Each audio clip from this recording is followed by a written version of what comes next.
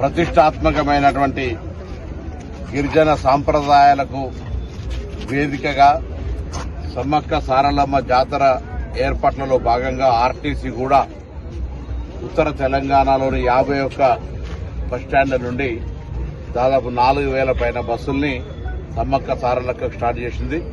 ఈరోజు హుస్నాబాద్ నుంచి కూడా మరి బస్సును లాంఛనంగా ప్రారంభించాం. ఈ కేంద్రం నుంచి కూడా ముందుగా 50 బస్సుల్ని సమ్మక్క సారలమ్మకు ప్రత్యేకంగా కేటాయించి ఇంకా అవసరమైతే కూడా ప్రజల రద్దీ దృష్ట్యా రాష్ట్ర వ్యాప్తంగా ఎక్కడైనా కూడా బస్సుల సంఖ్య పెంచే ప్రయత్నం చేస్తాం. ఆర్టీసీ బస్సు సురక్షిత ప్రయాణమే కాక గద్దెల దగ్గర దాకా వెళ్లగలిగే రవాణా సౌకర్యం ఇది ఒకటే లక్షితము. అదేవిధంగా అమ్మల దర్శనాలకు సంబంధించిన దగ్గర ప్లేస్ పోగలుగుతారు. అదేవిధంగా ప్రభుత్వం తరఫున పోలీస్ శాఖ ఆర్టీసీ కూడా చిన్నపిల్లలు తప్పిపోకుండా ఉండడానికి ఒక బ్యాండ్ ఇస్తా ఉన్నది.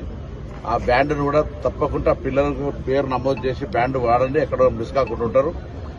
ఆర్టీసీ సమ్మక్క సారలమ్మకు సంబంధించి ప్రజల సౌకర్యం కొరకు అన్ని రకాల ఏర్పాట్లు చేసింది.